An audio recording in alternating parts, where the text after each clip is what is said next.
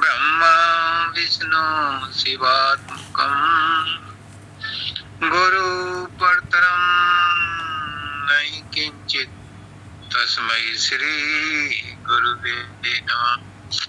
सर्वे भवन्तु सुखिनः, सर्वे सन्तु निरामयाः, सर्वे भद्राणि पश्यन्तु मा कश्चित् दुर्भाग् भवेत्।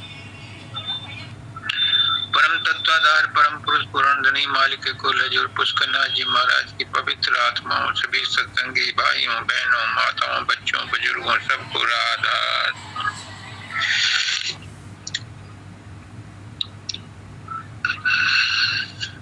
आग लगे संसार में, आग लगी संसार में, झर झर झरे अंगार, गर न होते संत जन जल मरता संसार। इस संसार में सबके अंदर आग लगी हुई है, चाहे गरीब है अमीर है, स्त्री है पुरुष है, बच्चा है बूढ़ा है जवान है, नौकरी करने वाला है मजदूरी करने वाला है, खेती करने वाला है बिजनेस करने वाला है, सबके अंदर आग लगी हुई है और सब उस आग से जुड़ रहे हैं।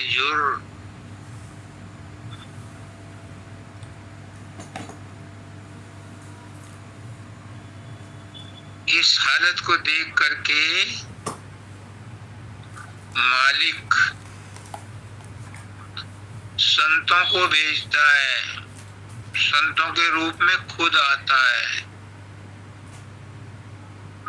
उन जीवों को चिताने के लिए जो इस आग में तड़प रहे हैं। एक शिष्य कहता है अपने गुरु से, गुरुदेव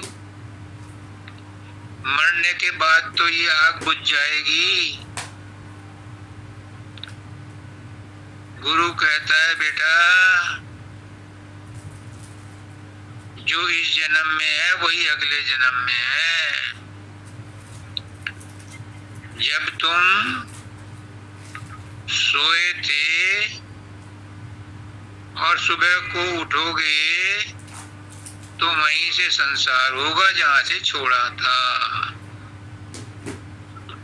अगर कल गरीब थे तो आज भी गरीब ही हो।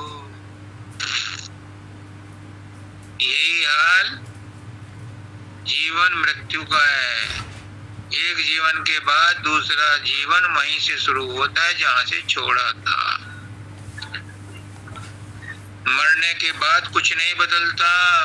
पुष्करनाथ जी कहते हैं सिर्फ नाम और पता ही बदलता है, बाकी सब ज्यों का त्यों रहता है। कर्म भी वैसे ही रहते हैं, कष्ट भी वैसे ही रहते हैं। तो संत आते हैं उन जीवों को चिताने के लिए जो कष्टों में झूरते हैं, आग में तप रहे हैं, उनको बचाने के लिए। लेकिन उनकी कोई बात नहीं सुनता। जो सुन लेता है उस पर अमल करता है वो गुरुमुख बन जाता है, और जो गुरुमुख बन जाता है उसका 84 से आवागमन छूट जाता है, वो 84 से छूट जाता है। माता जी ने कहा मुझे तार दो मेरी है बारी। बहुत सटीक कहा।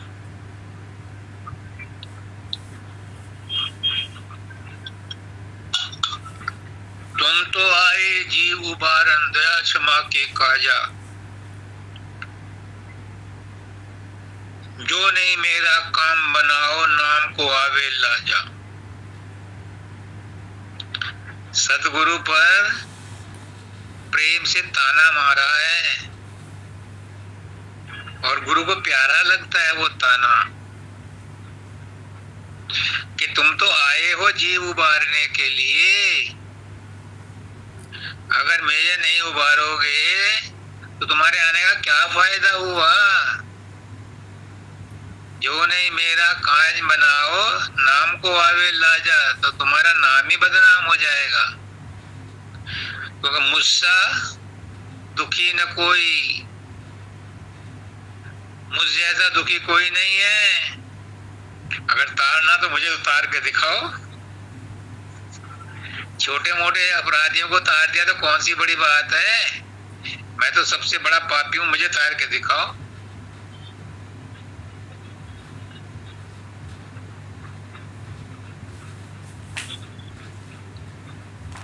और साथ में कह, तुम हो सच्चे हितकारी।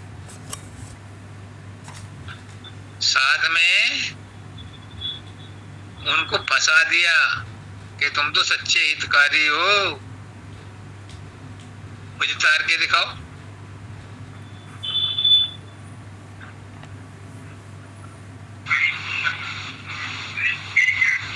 और फिर कहते हैं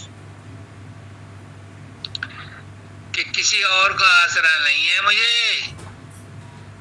मैं तो सब कुछ छोड़ करके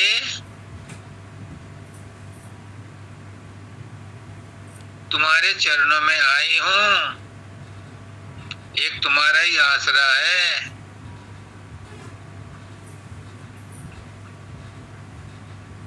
अब तो मुझे दासपन और स्वामीपन का भी पता नहीं है कि कौन दास है कौन स्वामी है।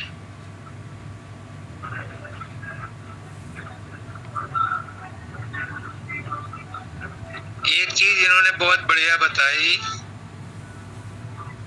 माता जी ने,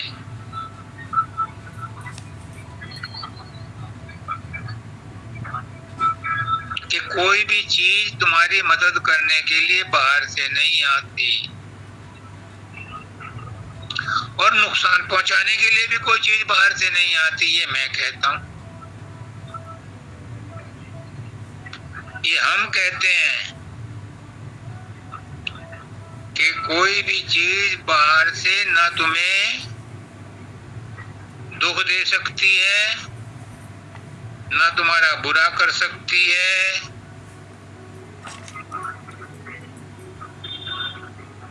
ना तुम्हारा भला कर सकती है, ना तुम्हें मुक्ति दे सकती है।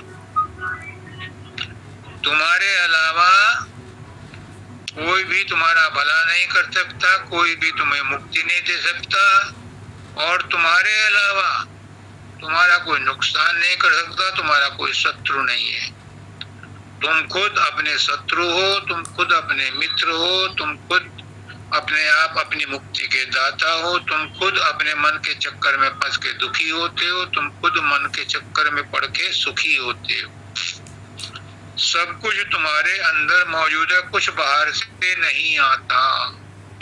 दुख तकलीफ बाहर की कोई चीज तुम्हें नहीं देती। ये तो तुम्हारे अंदर मन है जो तुम्हें दुख तकलीफ महसूस करने के लिए मजबूर करता है। तो अगर दुख तकलीफ से बचना है तो रूट कॉज में जाओ। जो चीज हमें तकलीफ देती है उस फोड़े को चिरवा करके उसका मवाद निकलवाओ, उसकी कील निकलवाओ, तब उस पर मरहम असर करेगा। और हमारे अंदर क्या है? वो है मन।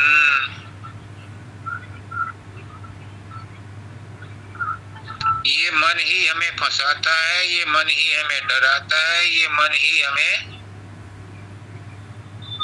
छुड़ाता है, ये मन ही हमें सद्बुद्धि देता है, ये मन ही हमें कुबुद्धि देता है। जब मन सुमन हो जाता है तो हमें परमार्थ की ओर धकेलता है, और जब ये कुमन हो जाता है तो संसार में फंसाता है, वासनाओं में फंसाता है। एक बात माता जी ने और बढ़िया बताई कि जो दुविधा में है जो दो नाव में पैर रख करके चलते हैं, जो दो दो इष्ट को बना करके उनका सहारा लेते हैं, वो कामयाब नहीं हो सकते।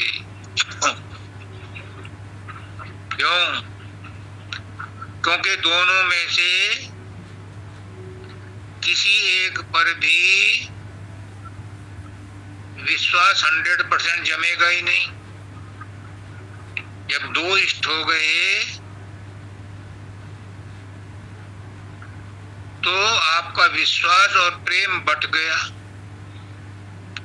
और बट गया तो वो अद्वैत रहा ही नहीं, वो एक रहा ही नहीं। तो आपको वो मंजिल पर नहीं ले जाएगा, कभी इसकी तरफ खिसकोगे, कभी इसकी तरफ खिसकोगे। अब गुप्ता जी आए मेरे पास, एसके गुप्ता जी, सुधीर गुप्ता जी नए, इन्होंने पहले कह दिया कि मैंने पहले वाले को छोड़ दिया, अब मेरा आपसे ही संबंध है, मैंने दूसरे नाव से पैर हटा लिया, मैंने प्लेटफॉर्म से पैर हटा लिया और ट्रेन में बैठ गया हूँ, आपकी अब आपकी जिम्मेदारी है। तो गुरु फिर उसके लिए जान अड़ा देता है। जो अपना पैर प्लेटफॉर्म पर भी रखे हुए है और गाड़ी में भी रखे हुए, तो वो झटका खाएगा। आगे खंबे भी मिलेंगे, उनमें भी टक्कर खाएगा, क्योंकि दोनों पैर गाड़ी में नहीं रखे, एक गाड़ी का सहारा नहीं पकड़ा, वो अभी भी दूसरे का सहारा पकड़ रहा है, तो कामयाब नहीं होगा। इसलिए दो नाव में बैठ करके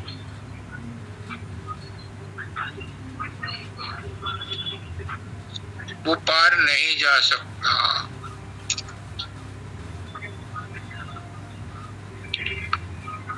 आचार्य आज राधा ने बोला, घट में घट घट में चढ़ जा, सूरत प्यारी। घट दो हैं,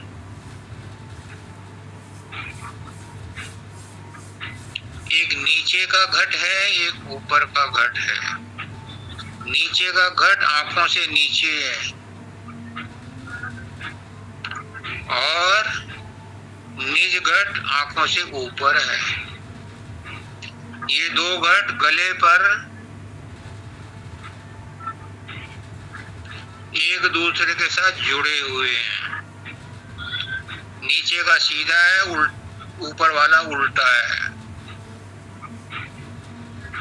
ऊपर वाले में से अमृत रस बरसता है और उसको काल और माया चट कर जाते हैं। आत्मा काल और माया के जाल में फंसी हुई है, उसे यही नहीं पता कि तेरा नाम क्या है, तू कहाँ के रहने वाली है,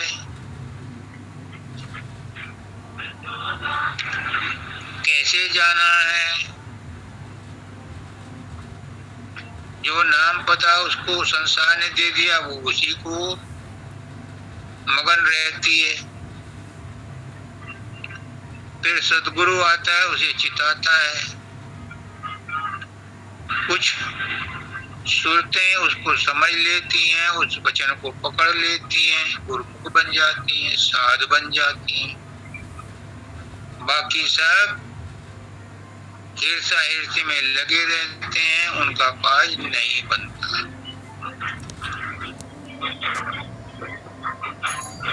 अब इन्होंने बताया कि मन मनसा को मांझ दो प्यारी सहेली, सूरत सहेली। फिर वही बात आ गई, जब तक इस मन को नहीं मांजोगे, मन के बर्तन को साफ नहीं करोगे, तब तक जो पर्दे के पीछे पर्दा नशी हैं, उसका पता नहीं लगेगा। मन का पर्दा साफ होगा तो पर्दा नशी और तुम आमने सामने होगे, कोई पर्दा नहीं होगा। फिर उस मन में तुम अपनी ही शक्ल देखोगे, वही गुरु की शक्ल है, वही गुरु का रूप है, वही तुम्हारा रूप है। इन दोनों में द्वैत नहीं है।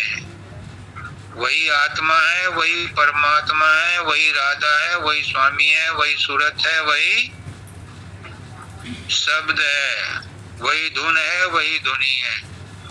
सब एक हैं, कोई भी अंतर उसमें नहीं है, सब अद्वैत है। एक इन्होंने बताया कि सात जन्म का साधुरी, इस जन्म का जो साज है, श्रृंगार है, उसे साध ले। और बहुत अच्छी तरह से इन्होंने इसको समझाया कि हमारे जीवन का एक ही साध्य है कि किसी तरह से भी हम गिर के, पड़ के, रो के, झींक कर, हंसते खेलते अपनी आत्मा को परमात्मा के साथ जोड़ दें। यही हमारे जीवन का साध्य है जो हमें साधना है। बहुत अच्छा इन्होंने शब्द पढ़ा और बहुत अच्छी व्याख्या की। तो अब इस संसार में अगर किसी को आनंद चाहिए, सुख चाहिए, संसार की उन्नति चाहिए, संसार में उन्नति करनी है, तो संसार में सफल होना है, तो घर गृहस्थी ठीक से चले, तो बिजनेस ठीक से चले, तो नौकरी ठीक से चले, तो संसार में तुम्हारे सब संबंध ठीक रहें, तो तुम्हें सुख शांति मिले, तो क्या करना चाहिए? अगर हमसे कोई पूछे तो आज की तारीख में हम कहेंगे कि तुम सैदुल कमल में साधन अभ्यास करो, तुम्हारी सारी सांसारिक इच्छाएं पूरी होंगी और तुम सुख शांति से रहोगे। आज की तारीख में हम इस बात को कहने के साहस करते हैं।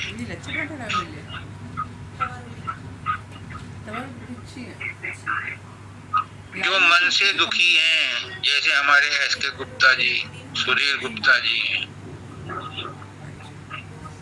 और भी हैं, प्रेम सुख भी उनमें से एक है, जिसका मन अशांत रहता है। और अभी अशांत था तो 2 दिन घूमने गया था, वहां शांति लेके आया। बड़ी अच्छी बात। जिनका मन अशांत है, जो विचारों से दुखी हैं, जो वासनाओं की तरंगों से दुखी हैं,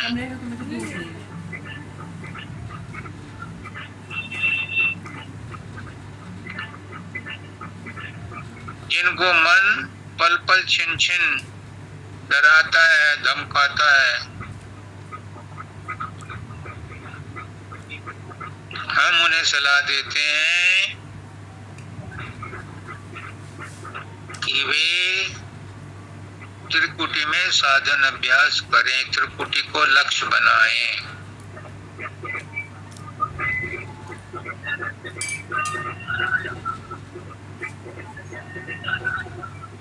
क्योंकि मन को बस में करने के लिए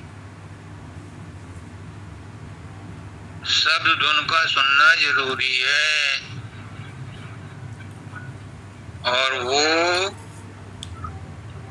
तीसरे तिल से सुननी शुरू हो जाती है।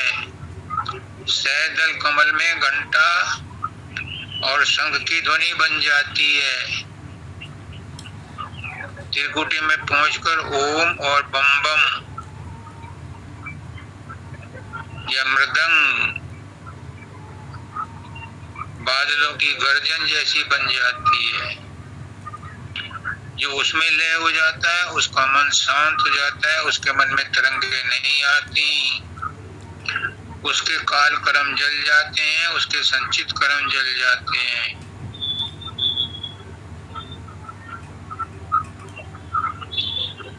और जो आत्मानंद चाहते हैं, मगन रहना चाहते हैं, मन से अलग रहना चाहते हैं, वो शून्य का साधन करें, शून्य में पहुंचे। क्योंकि शून्य में आत्मा अपने आत्म पद में रहती है।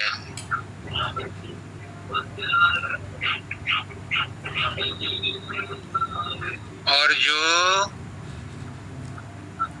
आवागमन से मुक्ति चाहते हैं, 100 बात की एक बात, जो ये चाहते हैं कि हमें इनमें से कुछ नहीं चाहिए, हमें तो परमात्मा से ही मिलना है, हमें तो गुरु से ही मिलना है, हमें तो अपने निज धाम में जाना है, तो उनके लिए बताया है कि आप सतलोक में पहुंचो, वहीं तुम्हारी इच्छा पूरी होगी। उससे नीचे तुम्हारी ये इच्छा पूरी नहीं हो सकती। लेकिन उसके लिए तुम्हें मन को, शरीर को और कारण शरीर के बोधभानों को छोड़ना पड़ेगा। लेकिन ये खींचातानी की बात नहीं है। सहज रूप में गुरु के मार्गदर्शन में गुरु जैसा जैसा बताते जाएं वैसा वैसा चलते जाओ। मानव दयाल जी कहते थे, जो बन आवे सहज में ताही को चित दे, और जामे खींचा तान हो उसका नाम न ले। जो चीज सहज रूप में बन जाए उसी को अपनाओ। जिसमें खींचा तान हो, जोर जबरदस्ती करनी पड़ती हो, ऐसा काम मत करो। क्योंकि हठ योग से तुम शब्द और प्रकाश तो पैदा कर लोगे, निसंदेह। मैं भुक्त भोगी हूँ इसलिए सलाह दे रहा हूँ। हठ योग से प्रकाश और शब्द तो पैदा कर लोगे, लेकिन वो तुम्हें ऊपर नहीं खींचेंगे। ऊपर खींचने के लिए तो तुम्हें सद्गुरु से प्रेम करना पड़ेगा। बिना सद्गुरु से प्रेम किए तुम सत की गांठी नहीं चढ़ सकते। क्योंकि ऊपर की ताली, ऊपर की कुंजी सद्गुरु के पास है और वो प्रेम करने वालों को ही मिलती है। इसलिए सद्गुरु से प्रेम अनिवार्य है। पिछली बार पिछली बार हमने ग्रुप पर डाला था स्वामी जी महाराज के अंतिम समय के 10 वचन। तो कुछ सत्संगियों की प्रतिक्रिया हुई कि वो तो शॉर्ट में है, और फिर माली के कुल स्वामी जी महाराज के खुद के वचन है, वो समझ में नहीं आ रहे, इनकी खुलकर व्याख्या कर दो। बात जायज है, क्योंकि संत के वचनों को कोई संत ही खुलासा कर सकता है। हर आदमी उनका मतलब जो क्या तो नहीं समझ सकता। हम भी अपने आप को संत नहीं कहते, लेकिन जो हमारे गुरु हैं, सदगुरु हैं, परम गुरु हैं, परम तत्व हैं, वो हमसे जो चाहे कहलवा लें। ये प्रश्न उन्हीं के पास है, उत्तर भी वही दे रहे हैं। तो पहला था उसमें, ये देह तो खलड़ी है, यानी ये शरीर तो एक गुदड़ी है, कवर है, खोल है।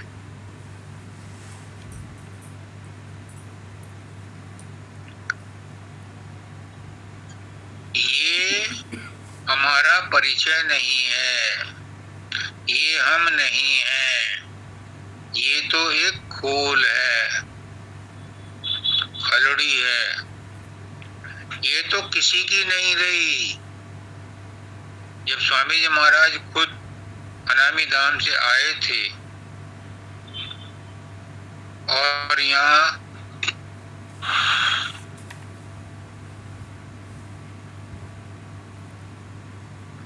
इस पृथ्वी पर रहे, ऐसा नहीं कि वो अपना स्थान खाली करके आए थे, सब जगह थे, मौजूद थे। वो प्रकट में भी थे तो अप्रकट में भी थे, कूटस्थ भी थे और यहाँ भी थे। तो कहते हैं उनका भी शरीर आया था, तो जहां से आया था शरीर वहीं चला गया, यानी 5 तत्वों का था, 5 तत्वों में मिल गया। तो कहते हैं ये तो किसी का नहीं रहा, शरीर तो, देह तो खलड़ी है, खोल है, ये तो किसी का नहीं रहा। लेकिन इस खोल के अंदर, इस खलड़ी के अंदर, इस शरीर के अंदर, इस देह के अंदर 2 चीजें और हैं, एक मन और एक आत्मा।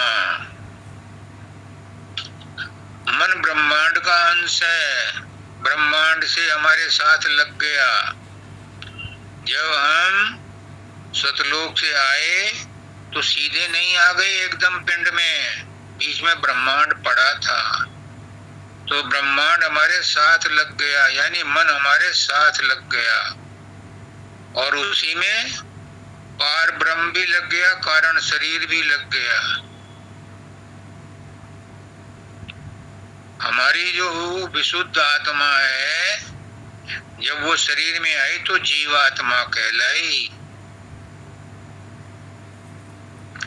इस वास्ते ऐसा यत्न करो, इस खलड़ी में रहते हुए, देह में रहते हुए, कि जो सदगुरु ने नाम दिया है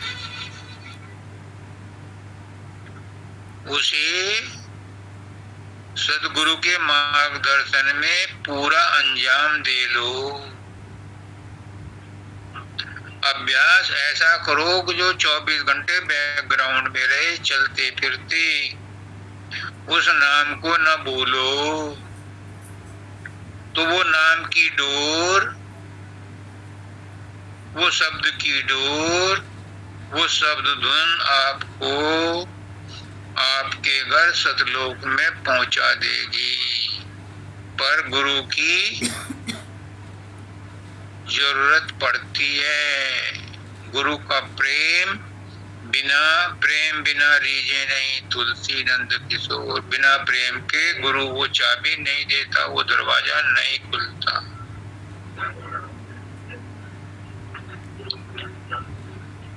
अब दूसरा कमांडेंट था उनका, कच्चा पैराक हो, उसे डूबते हुए कहो कि अब तू पैर, तो उस वक्त वह क्या पैरेगा। इसको उन्होंने सांकेतिक रूप में कहा है। जब कोई आदमी नदी में डूबता है, उसे कहो कि तू तैर के बाहर आ जा, और वो तैरना जानता नहीं, तो कहते हैं तैरना सीख ले। तो क्या वो मरते हुए उस अंतिम समय में तैरना सीखेगा और तब तैर के बाहर आएगा? असंभव। घर में आग लगी हो, उस समय तुम चाहो कि मैं कुआं खोदूं, उससे पानी निकाल के घर की आग बुझा दूं, क्या संभव है? नहीं। तो पहले से तैयारी करके रखो। कुआं पहले से खुदा हो, उसमें पानी निकाल करके आपने रखा हो इमरजेंसी में काम आने के लिए। अगर कोई नदी में नहाने का शौकीन है तो उसे तैरना पहले से सीखना चाहिए। बिना तैरना सीखे नदी में मत नहाओ, वरना बह जाने का डर है। अपने घर पे ही नहा लो, और नहीं तो नदी के किनारे जाके भी लोटे से ही नहा लो। अगर नदी में कूदना चाहते हो, नदी का मजा लेना चाहते हो, तो तैरना आना चाहिए। और वो तैरना उस समय नहीं सीखा जाता, बचपन से। आगे लिख रहे हैं, जो लड़कपन से तैरना सीखता है, जो बचपन से ही तैरना सीखता है, वो दरिया में डाल दोगे तो नहीं डूबेगा। इसलिए इसलिए इसलिए हम कहते हैं कि बूढ़ी गाय दान में नहीं दी जाती, पाप लगता है। एक नचिकेता की कहानी है। एक ऋषि थे, उनका लड़का था नचिकेता। जब उसने देखा मेरा बाप यज्ञ कर रहा है, बूढ़ी गाय दे रहा है दान में पंडितों को, तो उसने मना किया कि हमें गुरुकुल में बताया गया है कि बूढ़ी गायों को दान नहीं देते। उसका बाप चुप रहा, क्योंकि वो दान तो करना चाहता था, यज्ञ तो करना चाहता था, पर नई गाय नहीं थी। तो लड़के ने 2-3 बार कहा, वो अनसुना कर दिया। फिर लड़के ने कहा, अच्छा मुझे किसे दान दोगे? फिर उसका बाप सन्न रह गया। फिर भी उसने पूछा, मुझे किसे दान दोगे? मुझे भी दान दे दो, मैं घर में नहीं रहना चाहता। तो गुस्से में गौतम ऋषि ने कहा, उनका बाप, कि तुझे मैं मृत्यु, यमराज को, मृत्यु के देवता को दान दूंगा। वो बड़ा खुश हुआ नचिकेता, और उसने प्रार्थना की कि पिताजी मुझे मृत्यु के देवता के पास भेजने का प्रबंध करो। अब उसकी बात कहीं भी उल्टा तो सकता नहीं था वो। उसने भेजने का प्रबंध किया।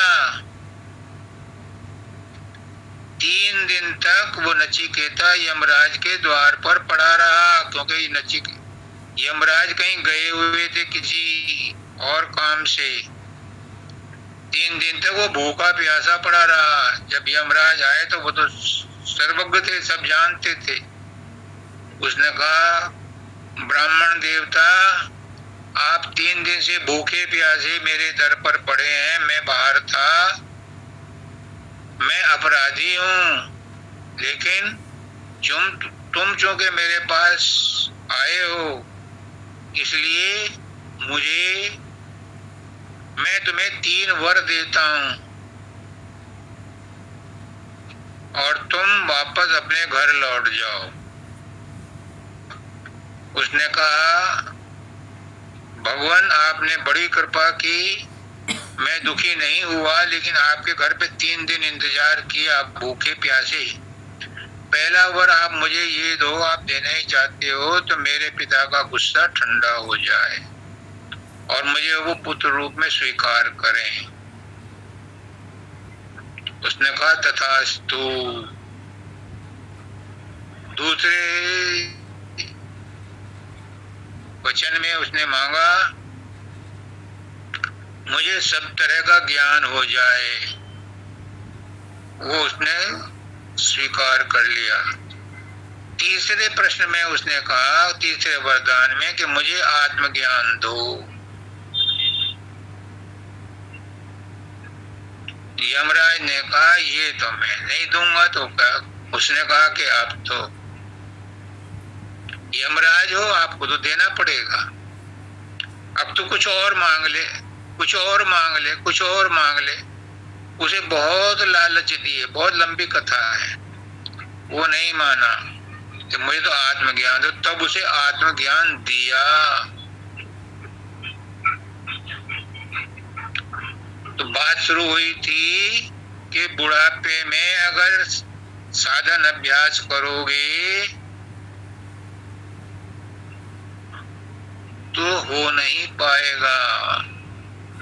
घुटने दुखते हैं, कमर सीधी नहीं रहती, नींद आने लगती है। इसलिए बचपन से ही, जमाने में ही साधन अभ्यास कर लो। मैं भी 81 से 82 से जुड़ा हूँ मानव दयाल जी के साथ। 43 इयर्स हो गए।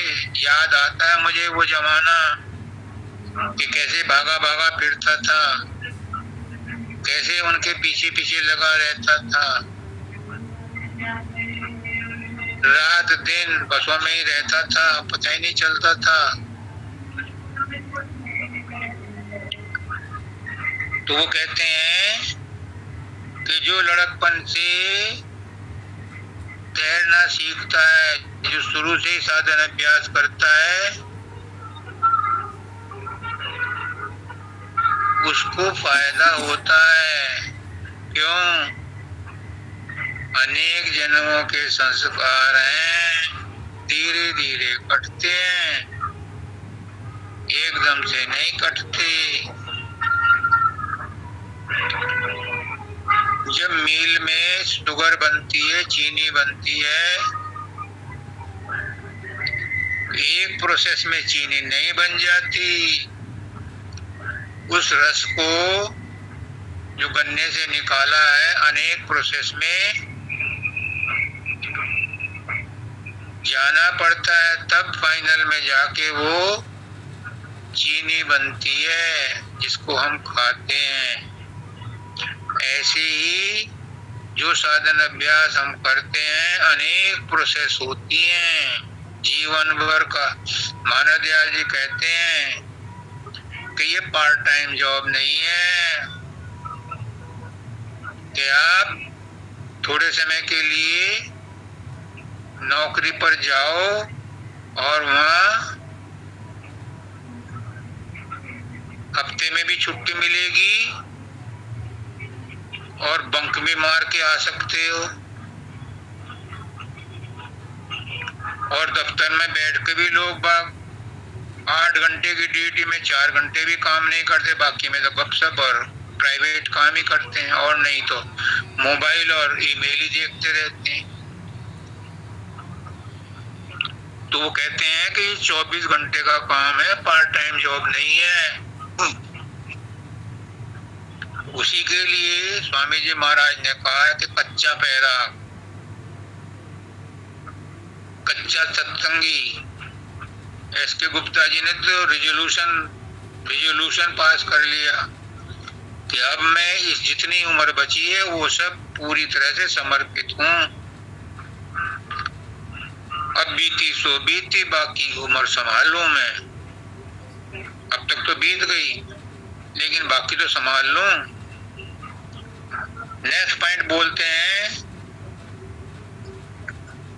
गृहस्थी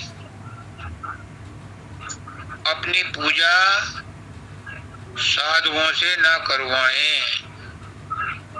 स्वामी जी महाराज के समय में स्वामी बाग में 100 से अधिक साधु हुआ करते थे, जो साधन अभ्यास सीखने के लिए वहां पर रहते थे। तो उन साधुओं के लिए उपदेश दिया है इसमें कि गृहस्थी में जो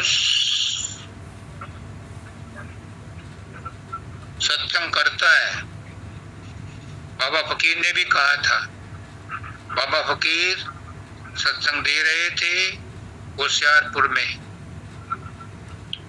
वहाँ 4-5 सन्यासी भी थे। बाबा फकीर ने कोई बात उनके सत्संग में बोली तो वो पूछते पूछते दोपहर को बाबा फकीर की कोठी पर आ गए, 18 रेलवे मंडी में। बाबा ने दरवाजा खोला तो वो साष्टांग लेट गए। बाबा ने कहा, आप संत हो, आप साधु हो, एक गृहस्थी के सामने ऐसे नहीं दंडवत करते। आप अपनी परेशानी बताओ, क्या है जो होगा मुझसे, मैं सेवा करूंगा। तो यही कह रहे हैं कि गृहस्थी अपनी पूजा साधुओं से ना करवाएं। उन्होंने फिर उनको जो भी वाजिब बात थी बता दी, वो विषय अलग है। फिर स्वामी जी महाराज इसमें इसी पैरा में कहते हैं, गृहस्थी औरतें, जो गृहस्थी औरतें हैं, सत्संगिन हैं, वे राधा बाग में जाकर के या स्वामी बाग में जाकर के उन साधुओं की, या घर पे तुम्हारे कोई साधु आए उसकी पूजा या सेवा मत करो। इसीलिए बाबा फकीर ने कहा था कि मैं स्त्रियों के लिए स्त्री आचार्य बना रहा हूं ताकि इनकी इज्जत बची रहे। क्योंकि आजकल गुरुजन के नाम पर स्त्रियों का सत लूटा जाता है। तो उन्होंने कहा, मैं स्त्रियों के लिए स्त्री गुरु बना रहा हूं ताकि उनकी कोई सत ना लूटे। यही बात स्वामी जी महाराज कह गए थे कि कोई भी गृहस्थी स्त्री किसी साधु की सेवा ना करे, किसी साधु की पूजा ना करे। अगले पैरा में बोलते हैं, तुम घबराओ मत, तुमको जल्दी बुला लेंगे। जो भी वहां सत्संगी थे, उनके प्रेमी थे, जब उनका अंतिम समय आया, हर एक को घबराहट होती है, तो उन्होंने सांत्वना दी, तुम घबराओ मत, तुम मेरे अंश हो। जब तक सांस मिली है, जब तक जीवन है, खुशी खुशी इस संसार में रहो। अंत समय में तुम्हें बुला लिया जाएगा। यही बाबा सावन सिंह जी कहते थे, यही बाबा चरण सिंह जी कहते थे, यही सभी संत महात्मा कहते हैं, सभी गुरु कहते हैं कि जो जीवात्मा गुरु को धारण कर लेती है और उसके वचनों पर चलती है, उसके मार्गदर्शन में साधन अभ्यास करती है, अंत समय में जब उसका अंत समय आता है तो गुरु आता है, अपना रूप भी दिखाता है, अपने वचन भी सुनाता है और उस जीव को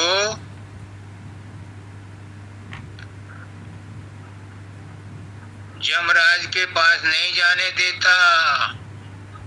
अगर उसने अच्छा अभ्यास किया है तो सतलोक जाएगा और नहीं तो उसे शून्य महाशून्य में ठहराया जाएगा, पर यमराज को नहीं दिया जाएगा, धर्मराज को भी नहीं दिया जाएगा। उसका इंचार्ज गुरु खुद होता है। तो अंत समय में गुरु आता है, पर जो नाम लेकर के नाम न सुमरे मिससे मरे भागा, ये भी साथ में कह गए कि जिनको नाम मिला है और वो नाम नहीं जपते, तो फिर गुरु की कोई गारंटी नहीं है। गुरु की गारंटी तभी तक है जब तक आप गुरु के वचनों को, गुरु के सत्संग में कहे गए शब्दों को ध्यान से सुनोगे, उन पर अमल करोगे। तुम घबराओ मत, तुमको जल्द बुला लेंगे। तुम अंतर में चरणों की तरफ जोर देना। देखो वही बात आ गई जो मैं कह रहा हूं। तुम अंतर में, अपने अंतर में गुरु के चरण, चरण है प्रकाश, प्रकाश की ओर ध्यान देना। अगर शब्द ना पकड़ सको तो प्रकाश तक तो पहुंचो, और अगर शब्द पकड़ लिया तो और अच्छा हो गया, जल्दी बुला लिया जाएगा, तुम्हें सेफेस्ट जगह मिल जाएगी। नेक्स्ट पैरा में कहते हैं, तुम दर्शन खूब गौर से कर लो।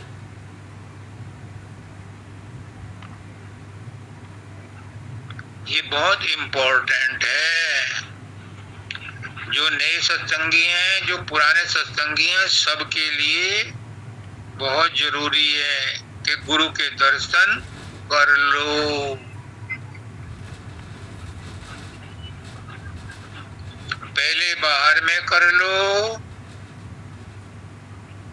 फिर अंतर में कर लो। जब तक बाहर में गुरु के दर्शन नहीं करोगे, अंतर में दर्शन नहीं होंगे। और जब तक अंतर में दर्शन नहीं होंगे, अंतर का ताला नहीं खुलेगा, नहीं खुलेगा, नहीं खुलेगा। मैं इसका भुक्तभोगी, मैंने बहुत सेवा की। गुरु महाराज ने 3 माहों ने मुझे बहुत आशीर्वाद दिए, लेकिन अंदर का ताला तभी खुला जब गुरु अंदर में प्रकट हुए। तो तुम दर्शन खूब गौर से कर लो।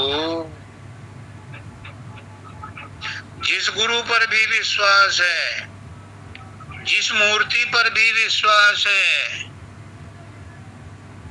उसे अंतर में बिठा करके अंतर में उसकी सेवा करो। तब अंतर की खिड़की खुलेगी, अंतर का फाटक खुलेगा। वरना ब्रज के वाड़ लगे हुए हैं बहुत। पहले तो तीसरे तिल से अंदर ही नहीं घुसा जाता। फिर बंकनाल एक बहुत बड़ा फाटक है, फिर त्रिकुटी एक बड़ा फाटक है, फिर शून्य एक फाटक है, 10वां द्वार है, वहां तो बहुत बड़ा फाटक है। फिर भंवर गुफा एक अपना अलग हिंडोलना है। तब जाकर के सतलोक का दरवाजा खुलता है, और जो सतलोक में पहुंचता है फिर ऑटोमेटिक अलग अगम अगनामी में चला जाता है। तुम दर्शन खूब गौर से कर लो और इस स्वरूप को अपने हृदय में धारण कर लो। जब तक गुरु स्वरूप का दर्शन नहीं होता, तब तक अंदर का दरवाजा नहीं खुलता। गुरु का दर्शन का मतलब है अंदर की चाबी। ये स्वामी जी महाराज कह गए, और सब संत महात्मा इसी पर जोर देते हैं कि गुरु के दर्शन के बिना अब नींद तक आती नहीं, जबकि कोई वस्तु भी मन को मेरे भाती नहीं। जिसकी ऐसी हालत हो जाती है, उसे गुरु अंदर में दर्शन देता है, और जब अंदर का ताला खुल जाता है तो तरक्की फट फट फट फट फट फट होती जाती है। अगले पैरा में कहते हैं, ध्यान इसका नाम है कि जब चाहे सूरत पहुंचा दी और जब चाहे उतार ली। ये लोगों को गलतफहमी है। आज हम इसको स्पष्ट रूप से समझाते हैं। गुरु जो हमसे कहलवा रहा है, हम वही कह रहे हैं और सच कह रहे हैं। जो गुरु कहलवा रहा है वही सच है। क्या ध्यान सब करते हैं? हर प्राणी चाहे वो नामधारी है या नहीं है, ध्यान तो सभी करते हैं। पशु पक्षी भी ध्यान करते हैं। किसकी बात कर रहे हो? सभी करते हैं ध्यान। जब उन्हें भूख लगती है तो वो ध्यान करते हैं और शिकार करते हैं। बकरी भी ध्यान करती है, जब उसे भूख लगती है तो वो भी चारा खाती है। गाय भी जब भूख लगती है तो ध्यान करती है, चारा खाती है। जब उसका ध्यान ज्यादा लगता है तो बच्चे को अपने पास बुला करके दूध देती है। सभी ध्यान करते हैं। और यहाँ स्वामी जी महाराज कहते हैं ध्यान का मतलब ये है कि सूरत इतनी सहज रूप में आपको समाधानता मिल जाए कि जब चाहे ऊपर चढ़ा दे, जब चाहे नीचे आ गए संसार में।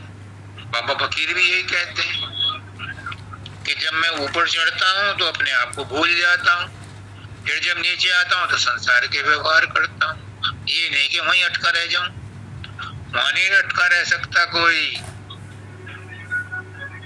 वो स्वामी जी महाराज ही हैं जो कहते थे कई के दिन तक सूरत अटकी रहती थी ऊपर, हाजत भी नहीं होती थी पेशाब टट्टी की भी।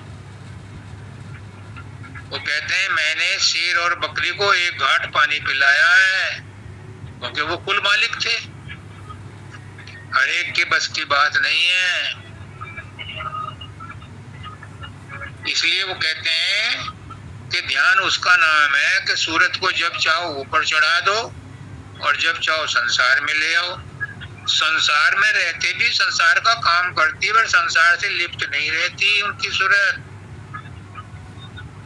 हम जैसे प्रतीत होते हैं संत सदगुरु, हमारी तरह खाते हैं, हमारी तरह पहनते हैं, हमारी तरह बात करते हैं, हमारी तरह सोते हैं, लेकिन वो अलग रहते हैं, वो संसार में लिप्त नहीं रहते।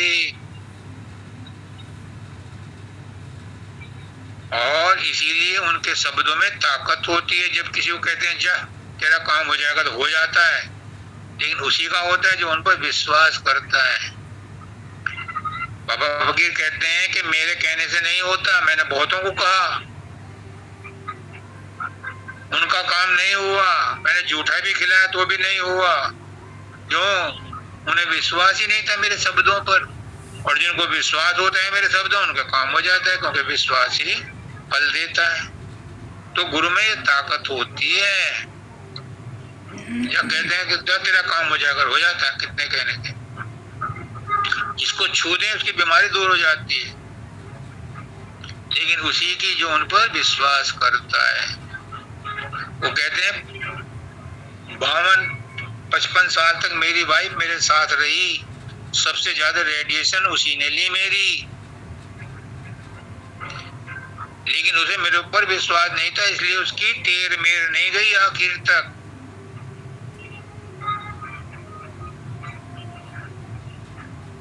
अगले पैराग्राफ में कहते हैं धुन का सुनाई देना और उसमें आनंद प्राप्त होना।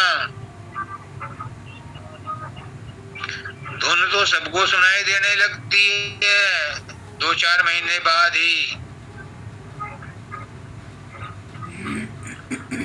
मुझे तो 6 महीने बाद ही सुनाई हो गई थी शुरू। 43 साल हो गए तब से धुन सुनता आ रहा हूं।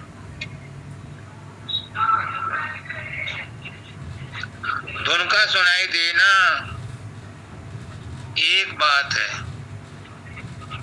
और दूसरी इंपॉर्टेंट बात है उसमें आनंद लेना, उसमें रस लेना। ये नहीं मिलता था, इसलिए वो धुन ऊपर नहीं खींचती थी। गुरु का प्यार था, गुरु का सहारा था, लेकिन हम गुरु को बाहर सेवा करते थे। अंदर में गुरु को बैठा करके दरवाजा नहीं खुलवाया उनसे।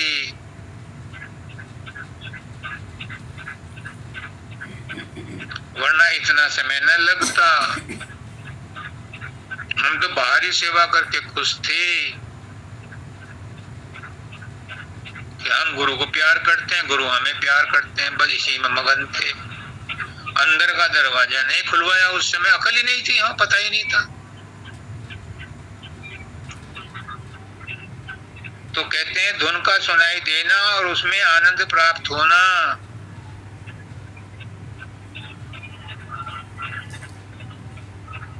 यही शब्द का खुलना है। लोगों को शक होता है कि अभी शब्द नहीं खुला, लोगों को शक होता है, शंका होती है कि प्रकाश नहीं खुला। तो स्वामी जी महाराज कह गए कि प्रकाश में आनंद लेना, प्रकाश का दिखना, अंदर प्रकट होना और उसमें आनंद लेना, ये प्रकाश का खुलना है। अंदर में शब्द सुनना, धुन सुनना और उसमें आनंद लेना, ये शब्द का खुलना है। जिनको वहम हो वो आज दूर कर लें। आज राधा स्वामी दयाल खुद बोल रहे हैं, मानव दयाल जी खुद बोल रहे हैं, शब्दानंद जी खुद बोल रहे हैं, पुष्करनाथ जी खुद ही बोल रहे हैं। उन्हें बांधना चाहिए, उन्हें मीडियम चाहिए, उन्हें माध्यम चाहिए। उन्होंने हमें माध्यम बना लिया। हम तो तूती हैं, तूती बांसुरी हैं श्री कृष्ण की, जैसी फूंक मारते हैं वैसे ही निकलता है। अगले पैरे में कहते हैं, ध्यान से सुनो, कलयुग में और कोई करनी नहीं बनेगी, कोई और धर्म कर्म जब तक तीर्थ व्रत योगाभ्यास नहीं बनेगा। केवल और केवल सद्गुरु के स्वरूप का ध्यान, नाम का सुमरन,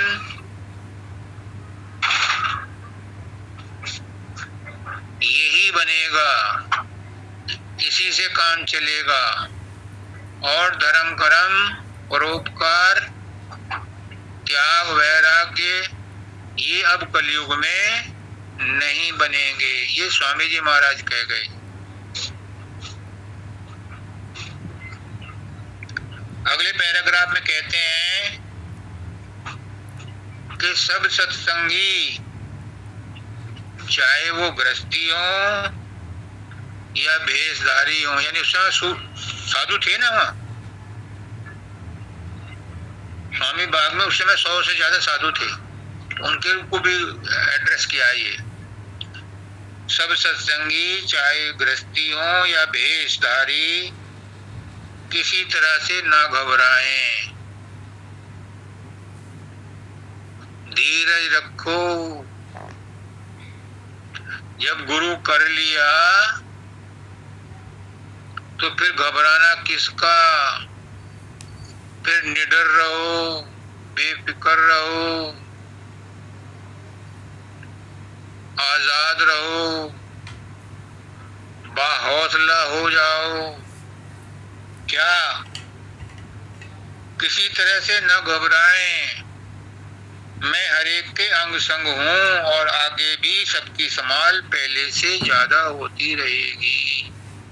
ये स्वामी जी महाराज कह गए और यही हर गुरु कह के जाता है। हर गुरु, हर डेरे का गुरु यही कह के जाता है कि घबराना मत, तुम्हारी देखभाल एक जिम्मेदार सशक्त सदगुरु के हाथ में दे दी गई है।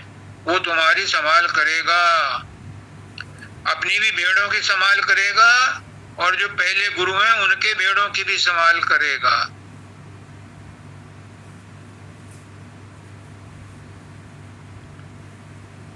इसलिए तुम्हारी संभाल विशेष होगी। घबराना नहीं कि गुरु चला गया। परम दयाल जी तो यहाँ तक कह गए कि मेरे शरीर छोड़ने पर अगर कोई सत्संगी रोता है, दुख मनाता है, समझ लो उसने मेरा सत्संग सुना ही नहीं, मेरा ज्ञान प्राप्त ही नहीं हुआ। क्यों? क्योंकि सद्गुरु शरीर नहीं है, सदगुरु ज्ञान है, सदगुरु मसाल है, सदगुरु प्रकाश है, सदगुरु शब्द है, सदगुरु जीवंत चैतन्य शक्ति है जो कंटिन्यूअस फ्लोइंग है, कंटिन्यूअस बह रही है, उसमें रुकावट नहीं है, उसमें अंतराल नहीं है, इंटरप्शन नहीं है। चोला छोड़ने पर चोला बदल दिया। क्या बदला चोला? तर्जे बयां बदलता है, ज्ञान वही रहता है।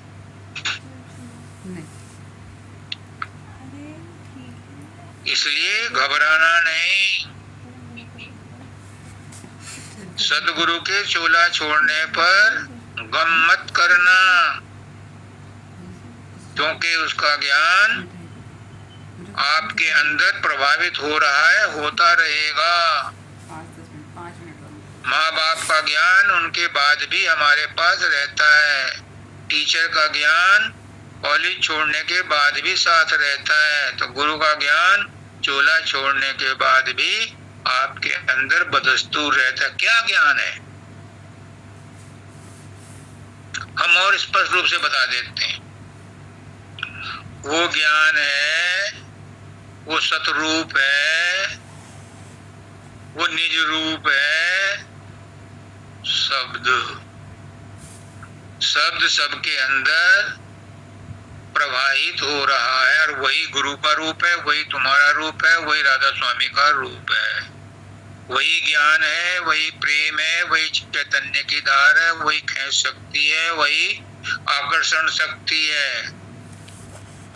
वो शब्द ही सबका आधार है, और वो हमेशा कायम और दायम है।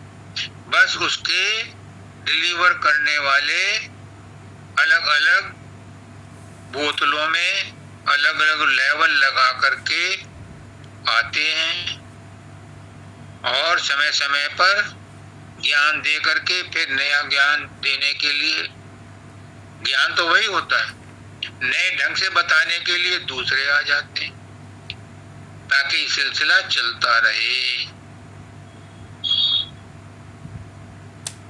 लास्ट में कहते हैं सत्संग जारी रहे, और सत्संग आगे से बढ़कर होगा। अपनी आंखों से देख लो, पहले सत्संग कितने सेंटर थे? स्वामी जी महाराज के टाइम में तो उंगलियों पर गिनने वाले सेंटर थे। उसके बाद तो बाबा जयमल सिंह और हजूर महाराज ने बहुत विस्तार किया सेंटरों का। उसके बाद तो और बढ़ गए, और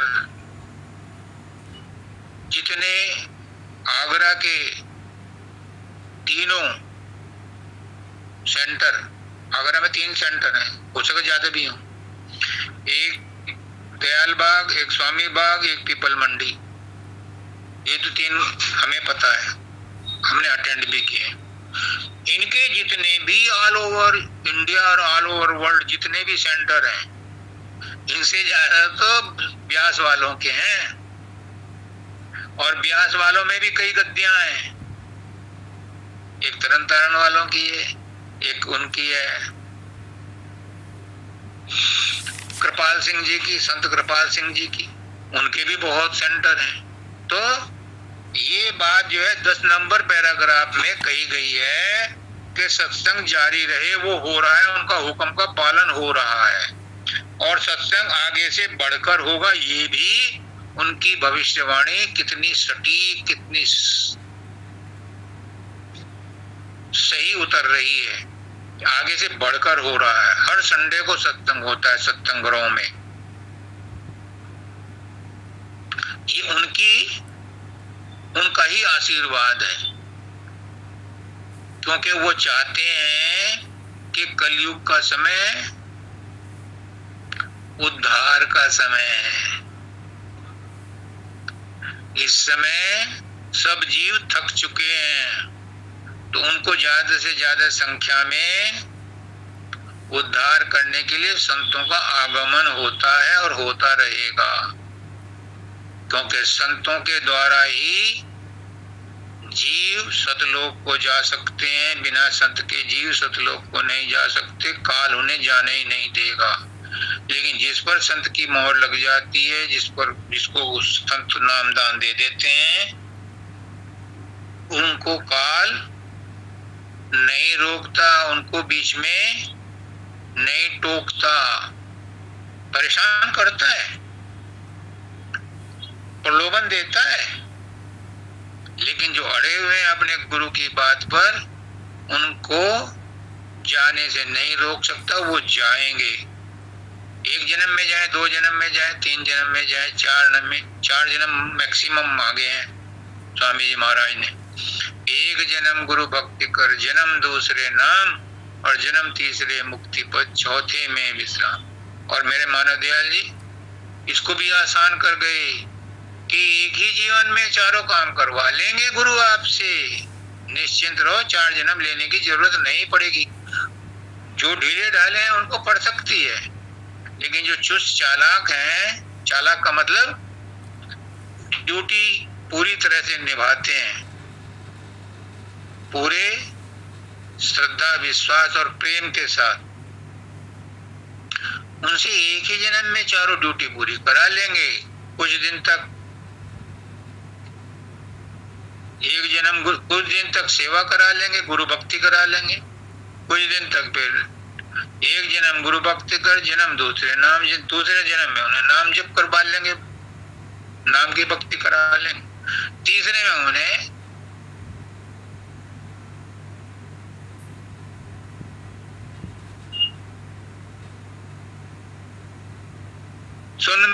महासुन में भेज देंगे, अमर गुफा में भेज देंगे। और चौथे में निजधाम, चौथे में उन्हें सतलोक पहुंचा देंगे।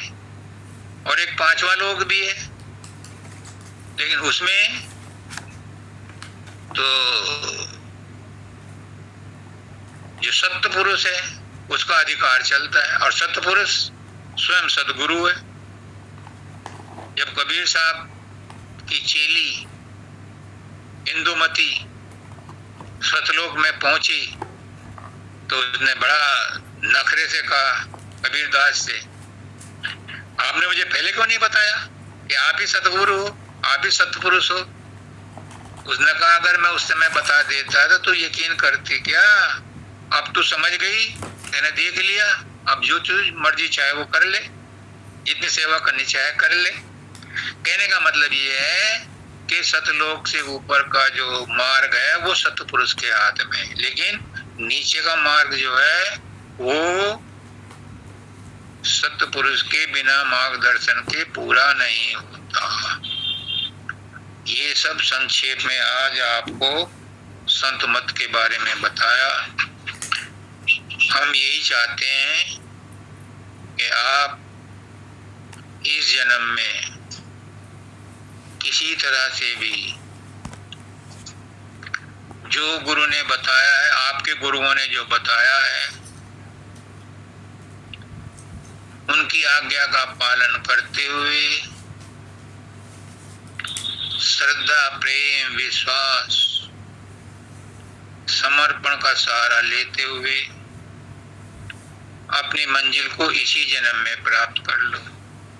सबको राधा।